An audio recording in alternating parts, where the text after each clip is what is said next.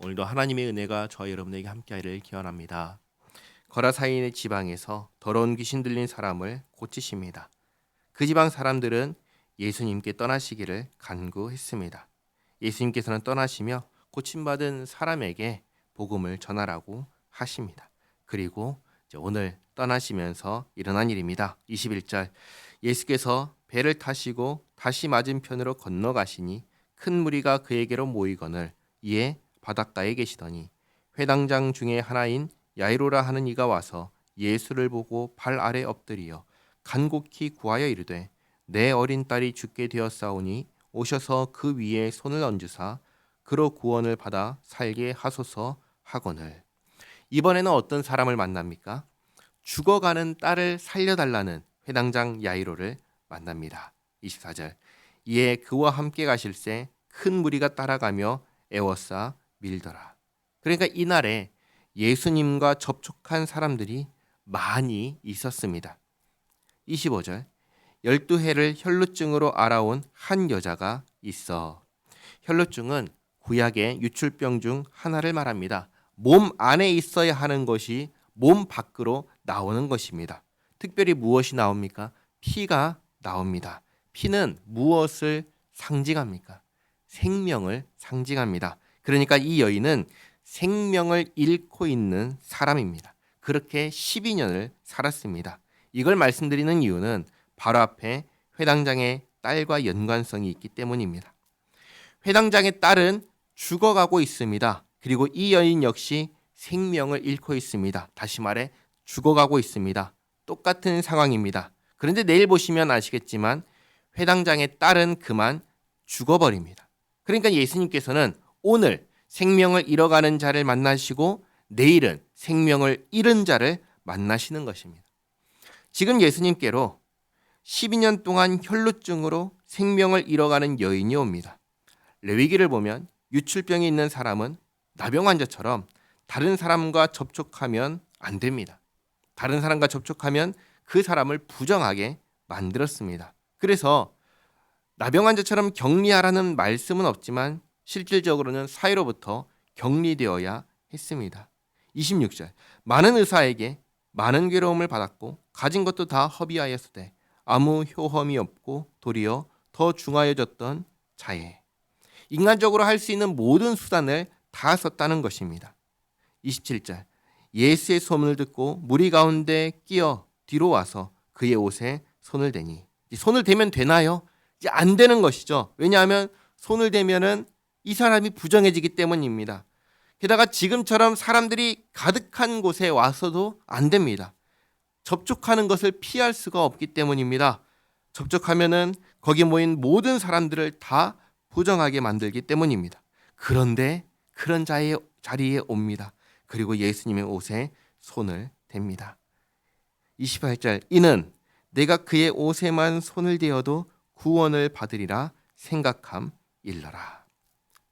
사실 이렇게 부정해지는 것은 눈으로 보이는 게 아닙니다. 하지만 눈에 보이든 보이지 않든 성경은 접촉하는 자는 다 부정해진다고 했습니다. 그러니 레위기의 말씀에 따르면 이제 예수님의 옷자락을 만지면 예수님은 어떻게 되어야 합니까?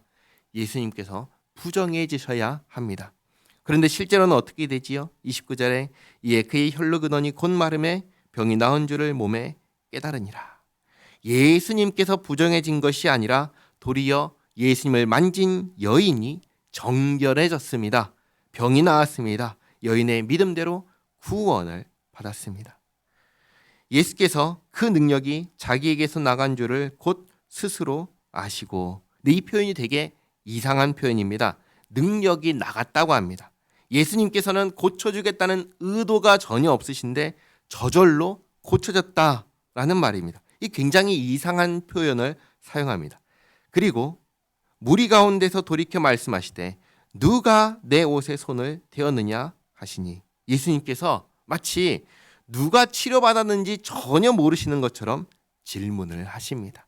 자, 그러자 31절에 제자들이 여짜오되 무리가 에워싸 미는 것을 보시며 누가 내게 손을 대었느냐 모르시나이까 하되 예수께서 이 일 행한 여자를 보려고 둘러보시니 여자가 자기에게 이루어진 일을 알고 두려워하여 떨며 와서 그 앞에 엎드려 모든 사실을 여쭈니.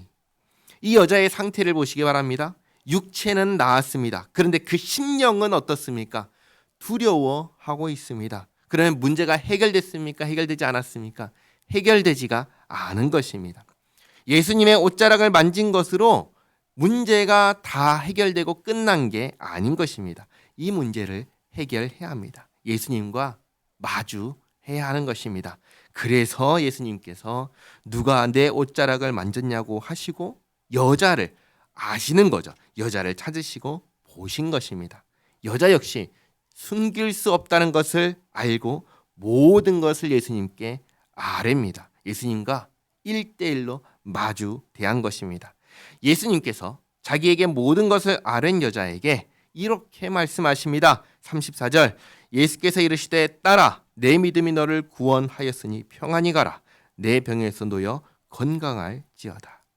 예수님께서 이 여자에게 두 가지 말씀을 하십니다. 첫째는 딸아 라고 하시는 말씀입니다. 둘째는 믿음입니다. 마가복음에서 예수님께서 딸이라고 부른 사람은 이 여자밖에 없습니다. 마가복음 3장에서 예수님께서 누가 예수님의 가족이라고 하셨습니까? 하나님의 뜻대로 행하는 자가 하나님의 예수님의 가족이라 했습니다. 이 여자를 향해서 딸이라고 합니다. 이 여자는 누구라는 말입니까? 가족이라는 말입니다.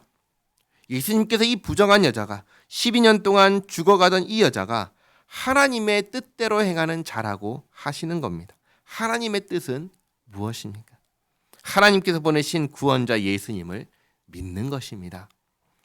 지금 이 자리에서 무수히 많은 사람이 예수님을 애워싸고 있습니다. 서로 밀고 있습니다. 예수님의 옷자락에 손을 댄 사람은 한두 사람이 아닙니다. 그런데 그 중에서 단 한 사람, 이 여자만 구원받았습니다. 왜 그렇습니까? 예수님에 대한 믿음 때문입니다. 여자의 믿음은 무엇입니까? 예수님의 옷에 손을 대어도 구원을 받는다는 믿음입니다. 다시 말해 이 믿음은 예수님께서 나를 구원하신다는 믿음입니다. 여기 모인 사람들 가운데 오직 이 여자만 이 믿음이 있었습니다. 예수님께서 말씀하십니다. 딸아 내 믿음이 너를 구원하였으니 평안히 가라. 내 병에서 놓여 건강할지어다. 아멘. 우리의 믿음을 돌아보시기 바랍니다. 나는 어떤 믿음을 가지고 있는지 생각해 보시기 바랍니다. 그리고 이 여자와 같이 예수님께서 나를 구원하신다는 이 믿음, 나를 구원하셨다는 이 믿음으로 예수님께 나아가 예수님과 1대1로 마주하시기 바랍니다. 그리고 그렇게 하나님의 가족이 되어서 하나님과 함께 살아가는 우리 모두가 되시기를 바랍니다. 기도하겠습니다.